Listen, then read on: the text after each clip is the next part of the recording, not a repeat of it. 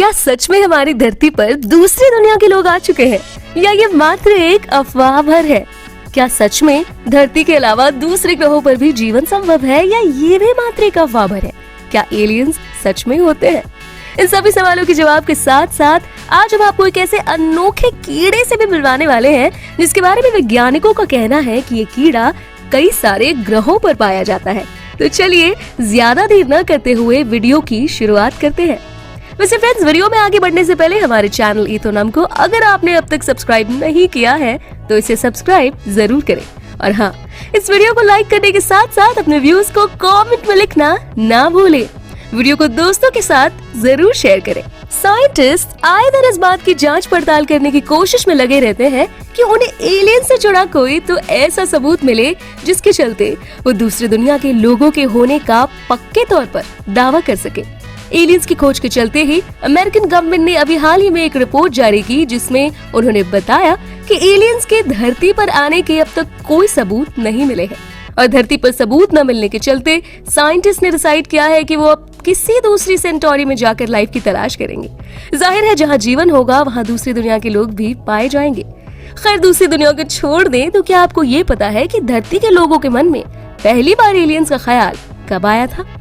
बता दें कि आज से कई 100 साल पहले अ ट्रू हिस्ट्री नाम की बुक में एलियन से जुड़ा किस्सा लिखा गया था। यहाँ बताया गया था कि धरती पर मौजूद कुछ ट्रैवलर्स एक बवंडर में फंसकर करीब 7 दिनों के अंदर चांद पर पहुँच गए थे और वहाँ पहुँचकर उन्होंने पाया कि चांद के राजा और सूरज के सम्राट के बीच लड़ाई चल रही थी और इन दोनों ही पक्षों की सेना काफी अजीब दिख रही थी।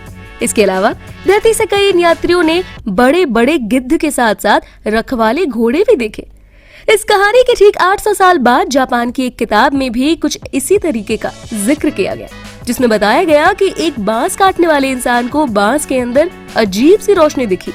उस रोशनी के अंदर बांस काटने वाले इंसान को एक बच्ची मिली और वो इंसान बच्ची को घर ले जाता है और उसे पाल पोस कर बड़ा करता है। लेकिन बड़े होने पर लड़की उस इंसान को बताती है कि वो चांद से है। पहले के समय में इंसान चांद को दूसरी दुनिया की तरह मानते थे, इसलिए पुरानी कहानियों में चांद को दूसरी दुनिया की तरह दर्शाया गया और चांद पर रहने वाले लोगों को दूसरी दुनिया का माना गया। लेकिन जब 1870 के करीब एक इटालियन वैज्ञानिक ने टेलीस्कोप की मदद से मंगल ग्रह को देखा, उन्होंने पाया कि इस ग्रह के सतह पर कुछ छोटी छोटी नालियां बनी हैं। इसके कुछ साल बाद ही पोलैंड के एक पादरी ने अपने किताब में मंगल ग्रह पर रहने वाली 9 फीट जितने बड़े शाकाहारी लोगों का जिक्र किया और किताब में दूसरी दुनिया के लोगों को मार्शियन नाम दिया गया। इसके ठीक कुछ सालों बाद ही जाने माने राइटर H.G. वेल्स की book war of the world को एक रेडियो स्टेशन पर इस तरह से प्रसारित किया गया जिसको सुनने के बाद लोगों को ऐसा लगा कि मार्शियंस ने धरती पर हमला कर दिया। दूसरी दुनिया के लोगों के लिए आम लोगों के साथ साथ वैज्ञानिकों के मन में भी सवाल उठ रहे थे और यही वजह रही है कि 1960 के करीब फ्रैंक नाम के वैज्ञानिक ने एक सौर मंडल से दूसरे सौर मंडल पर मौजूद लोगों से कांटेक्ट करने के लिए द्वितीय विश्व युद्ध के दौरान इस्तेमाल की गई रेडियो टेक्नोलॉजी को इस्तेमाल करने का सुझाव दिया। साथ में उन्होंने ये भी कहा कि हो सकता है कि दूसरी दुनिया के लोग हमें खोजने के लिए किसी खास तरह के सिग्नल्स भेज रहे हो और हम उन सिग्नल्स को ना पकड़ पा रहे हो। सेथ शोस्टैक एक जाने माने वैज्ञानिक हैं और वो करीब 40 सालों से दूसरी दुनिया के लोगों के द्वारा भेजे गए संदेशों को सुनने की कोशिश कर रहे हैं और एक बार इसी कोशिश के चलते सेथ ने रेडियो एंटेना का मुंह नजदीकी तारों की तरफ मोड़ दिया। ऐसा करने पर उन्हें कुछ खास तरह की आवाजें सुनाई दी। शुरुआत में उन्हें भी लगा कि शायद दूसरी दुनिया के लोगों से संपर्क कर रहे हैं और उन्होंने इस बात को पक्के तौर पर नहीं कहा। सेथ ने कहा कि ये किसी विमान की भी आवाज हो सकती है। वैज्ञानिकों की इन्हीं कोशिशों के चलते 1980 के करीब अमेरिकी सरकार ने दूसरी दुनिया के लोगों से जुड़ी जानकारी इकट्ठी करने के लिए वैज्ञानिकों को मदद देना शुरू कर दिया। इसी दौरान सेथ ने रेडियो वेव्स की मदद से ट्यून इन करके दूसरी दुनिया के लोगों से संपर्क करने के बारे में सोचा, पर इस वैज्ञानिक के लिए हर फ्रीक्वेंसी पर जाकर ट्यून इन करना असंभव था और इसके लिए उन्हें एक ऐसे रिसीवर की जरूरत थी जिसकी मदद से सभी फ्रीक्वेंसी पर भेजे गए सिग्नल्स को एक साथ सुन सके। वैसे सेथ के अलावा दूसरे वैज्ञानिकों ने भी रेडियो वेव्स की मदद से बाहरी दुनिया के लोगों से संपर्क साधने की कोशिश की है, पर उनकी हर कोशिश करीब करीब नाकाम गई। इसी वजह से 1990 के करीब अमेरिकी सरकार ने एक समय बाद दूसरी दुनिया पर जीवन की तलाश कर रहे वैज्ञानिकों को फंड देना बंद कर दिया।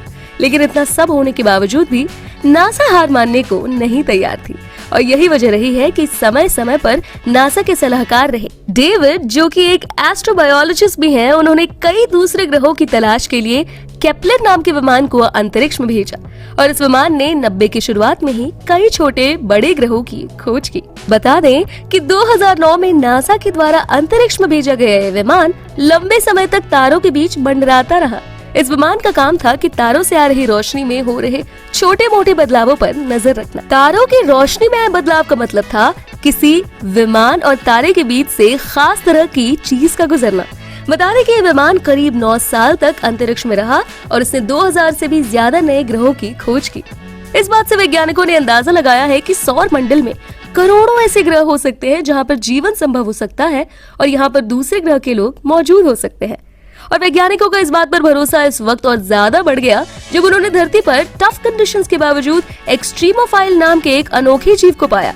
वैज्ञानिकों ने ये अंदाजा लगाया कि अगर ये जीव धरती पर कठिन हालातों में जिंदा रह सकता है तो दूसरे ग्रहों पर भी ऐसा आसानी से कर सकता है। और कुछ वैज्ञानिकों ने तो यहाँ तक कहा कि ये जीव पूरे ब्रह्मांड में फैले हुए हैं, मतलब जिस ग्रह पर ये जीव मौजूद होंगे वहाँ जीवन संभव हो सकता है और वहाँ दूसरी दुनिया के लोग मौजूद हो सकते हैं। लेकिन सोचने वाली बात यह है कि अगर दूसरी दुनिया के लोग हमें मिल भी जाएं, तो हम उनसे मिलकर करेंगे क्या? इस बारे में जाने माने वैज्ञानिक स्टीवन डिक का कहना है कि हमारे पास कोई एक ऐसी भाषा होनी चाहिए जिसकी मदद से हम आने वाले समय में किसी भी ग्रह के प्राणी से बात कर सके। इसके साथ ही दूसरी दुनिया के लोग जरूरी नहीं है कि सुलझे विचारों वाले ही हो, ऐसे में वो हमें नुकसान भी पहुंचा सकते हैं। इसके अलावा दूसरी दुनिया के लोगों से हमें किसी खास तरह का संक्रमण भी हो सकता है, इसलिए हमें अभी से कमर कस लेनी चाहिए और दूसरी दुनिया के लोगों से निपटने के लिए तैयार रहना चाहिए, क्योंकि क्या पता कि हम जिन लोगों की तलाश कर रहे हैं वो भी हमारी ही तलाश में लगे हो। वैसे आपको क्या लगता है कि धरती पर कभी दूसरी दुनिया के लोग आए थे या ये मात्र एक अफवाह पर है? हमें इस बारे में नीचे कमेंट बॉक्स में जरूर बताएं।